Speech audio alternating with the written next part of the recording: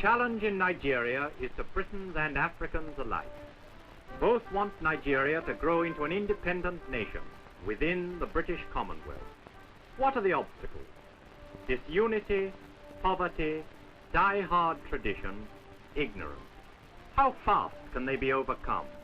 How soon can Nigeria become a free nation?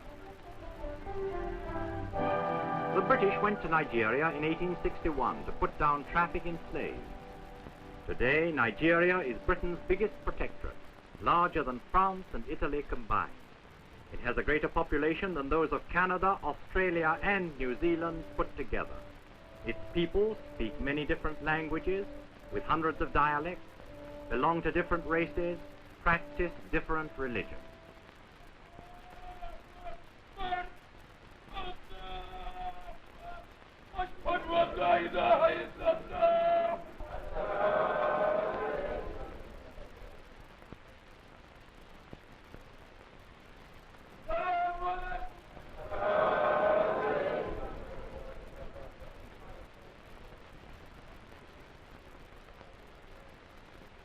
In the Muslim north, on the fringe of the Sahara, live the Hausa people, rooted in tradition, often suspicious of Western ideas. They form half the population of Nigeria. Only 50 years ago, their ancestors were ruthless slave traders, raiding and devastating the villages of their weaker neighbors in the south.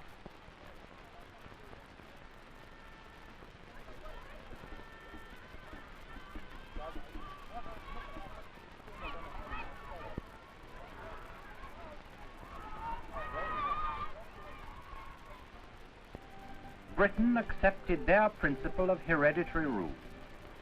And today, in the House of Chiefs, the emirs, their rulers, meet with British officials to administer the northern provinces.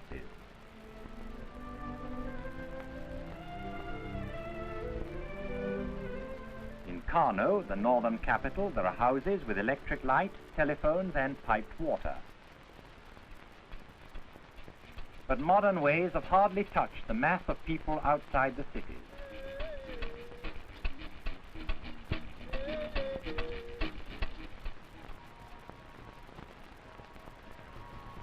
The cattle herders of the open plains live as their forefathers did, and the trappings of civilization are distant indeed from the pagan people of the Jos Plateau.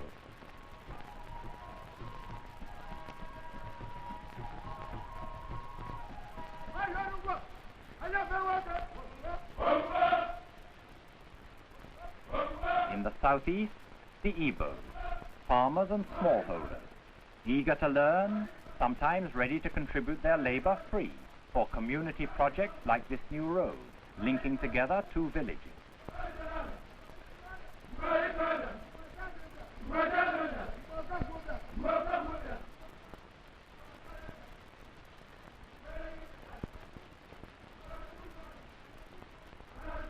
From among them, the government recruits a great many of its junior administrators.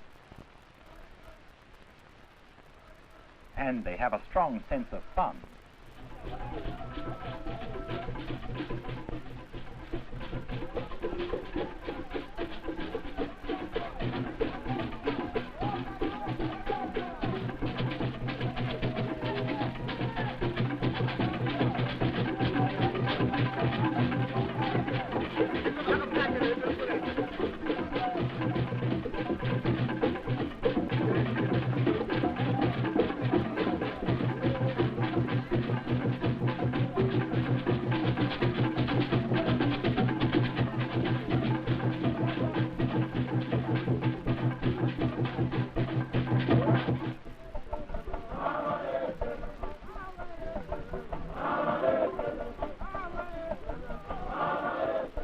Southwest, the Yorubas, fishermen, boatmen, farmers.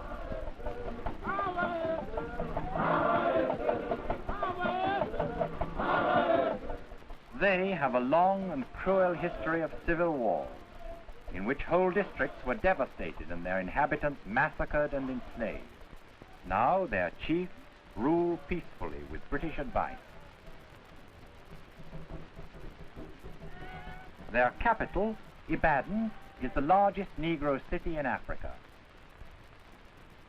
But deep in the interior, old habits and old beliefs are still strong.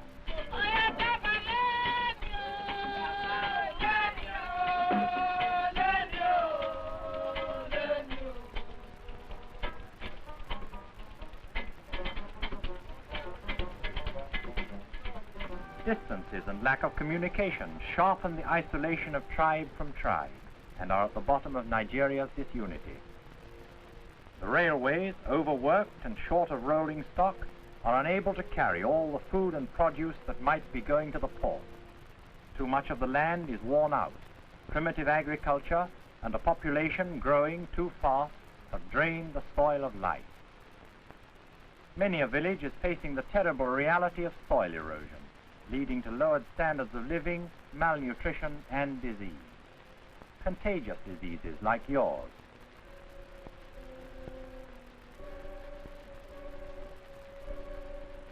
Hookworm, often caught from infected water. Malaria, carried by mosquitoes, and epidemics of smallpox, yellow fever, typhus. Blindness, perhaps 10 times as common in Africa as in England.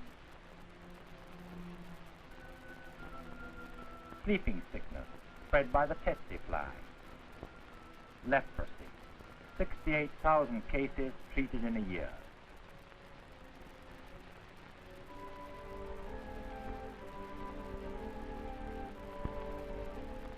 There is disease and poverty throughout Nigeria, the unrelieved poverty of millions who eke out a bare living.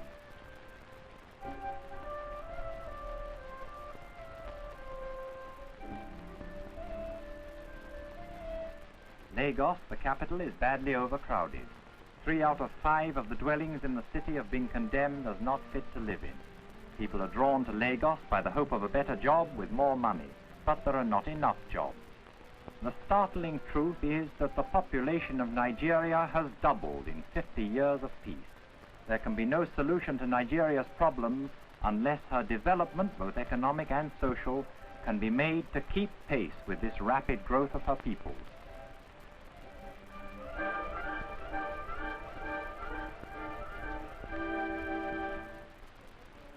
Harsh enough challenges.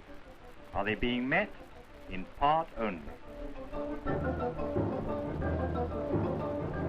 New bridges are going up.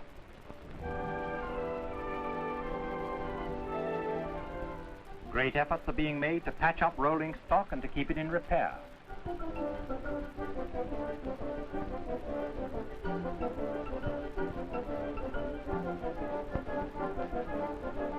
In England, the building of new locomotives for Nigeria is speeded up, and some are already on their way out.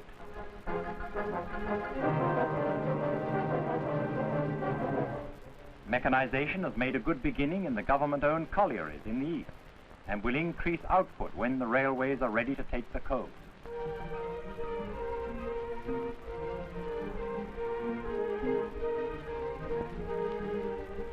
The struggle to restore the fertility of eroded land has begun. At Minna, a dam is being built to irrigate parched soil and to supply villages with fresh water. A generation of better farmers is being built up, slowly because there are always too few instructors. But many young soldiers have come back from service in Burma and elsewhere, anxious to learn and ready to pass on their new knowledge to the people in their villages.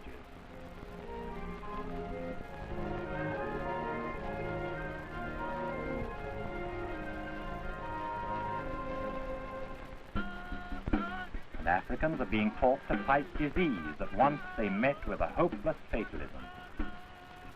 The Sleeping Sickness Service is cutting down great areas of bush, destroying the breeding ground of the tsetse fly. Malaria is being kept down by the clearing out of mosquito swamps. Hookworm diminishes when clean water is available.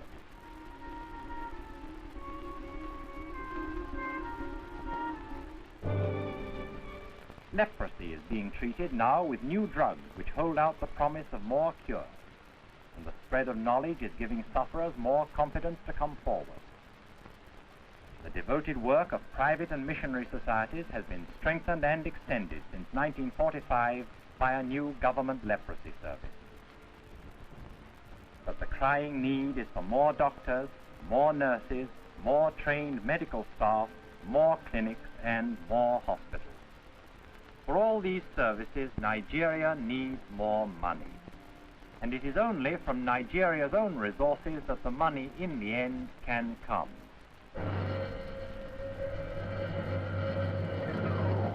The country has great resources. Exports in 1947 amounted to £37 million sterling. Timber produced £750,000 in exports. Cotton, £300,000.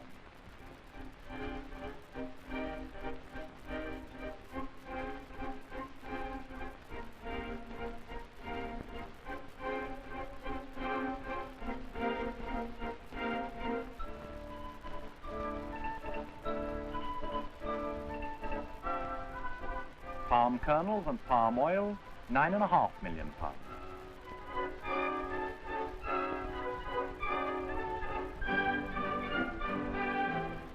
Ground nuts for fat, £6.25 million. And this would have been far more if the railways had been able to move the stock.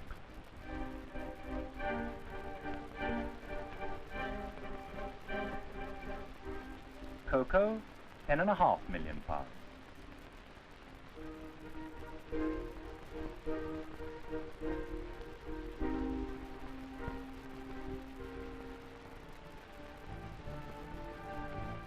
Tin, £4 million worth of ore exported.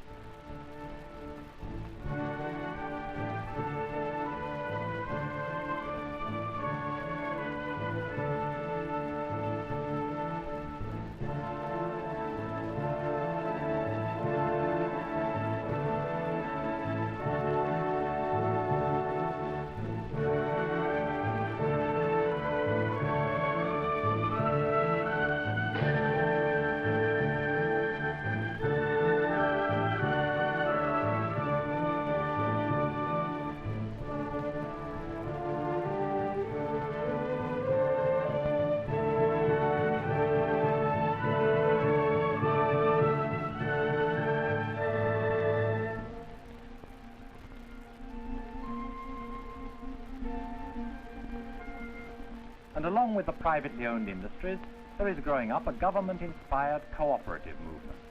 It sets out to improve the lot of the local craftsmen and smallholders.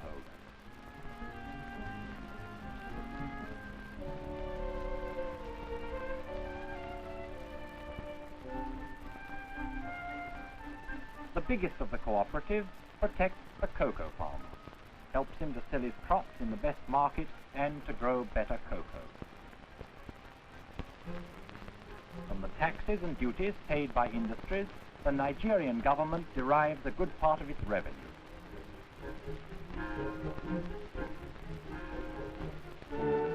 But beyond that, the British taxpayer, through the Colonial Development Fund, is contributing £23 million to be spent in Nigeria during the next 10 years. But the strongest challenge has still to be met: ignorance and traditional mistrust or even fear of Western ideas. In the Muslim North, only one child in 58 gets a school education. In the South, it is one child in 7. There is no free education in Nigeria. It usually costs from 7p to 1 9p a week to send a child to school, though fees are often reduced to what parents can afford. The government has launched a scheme to provide free schools for all children, but it will take 30 years to do it. And in the bush, witch doctors and secret societies, juju, a strongly rooted belief in mysteries and spells. Good spells to protect a man and his crops, evil spells to blight his enemies. Against all that is dark and obsolete, teachers and missionaries have patiently fought. And there have been great victories for knowledge.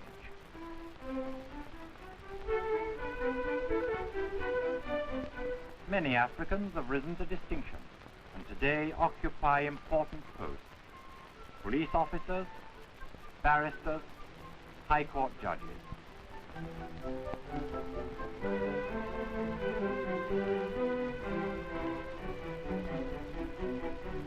At this moment, about 600 are abroad.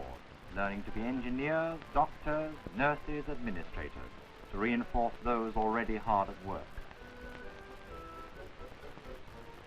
But in both North and South, and especially in the South, there are critics who are dissatisfied with Nigeria's rate of progress.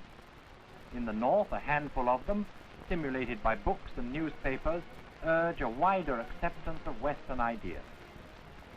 In the South, there are nationalist movements. The most vigorous, led by Dr. Nnamdi Azikiwe, best known as Zik, demands a half share for Africans in the government here and now, with full independence in 15 years' time. His newspapers, with the freedom that democracy gives them, bitterly criticize and seek to discredit British plans and practices. Zik has localized support in the South, but in the North, where half the people live, his following is negligible. Nevertheless, the questions he raises are important. Is Britain doing all she can as fast as she can to bring Nigeria to nationhood? Britain has set out to build Nigeria into a democratic structure. The pattern is complex. The village chief is encouraged to consult his people and to accept majority decisions. British officials, often administering large areas of the country, give counsel and guidance, hearing disputes, teaching the principles of British justice.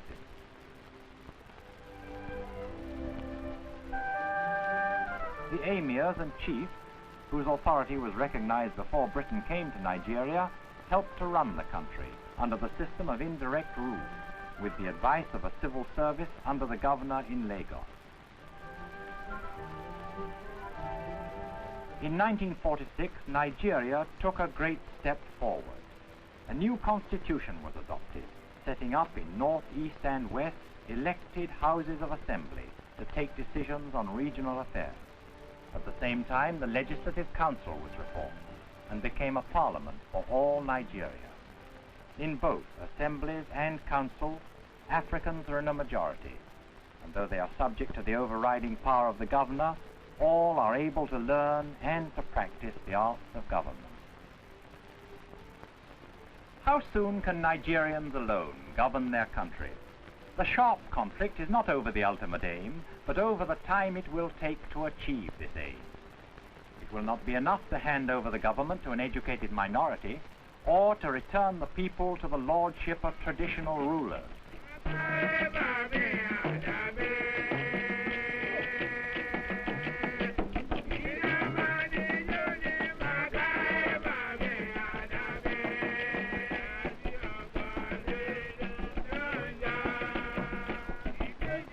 All the people must be enabled to exercise theirs, and as citizens. All must realize that they are part of a nation. But there are brave beginnings of a new sense of community in the experiments in cooperative effort, and most hopeful of all, in the movement for mass education that has appeared, notably in the East. The brutal fact is that at this moment, only about 1 in 30 can read and write.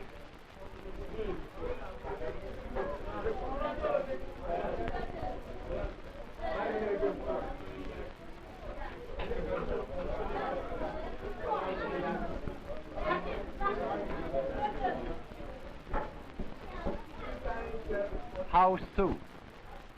British and Africans, working together, may have only a generation or two to accomplish what they thought to be the work of a century. The challenge must be met in this modern age.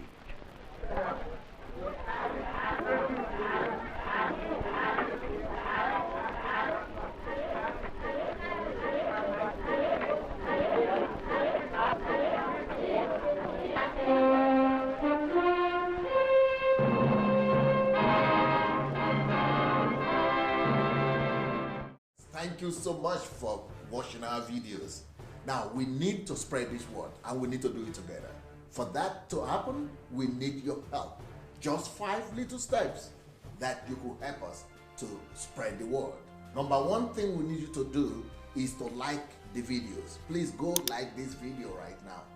Number 2, if you have not yet subscribed to our channel, please go ahead and subscribe to the channel. Number 3, we need you to press and click on that notification bell. You see the bell? Go press on it. And number 4, we need you to go comment. Write your comment, good or bad. Just write what you feel. Number 5, share, share, share. Share on every platform. Share on Instagram. Share on Facebook. Just share and spread the word. Thank you so much. All right. Blessings.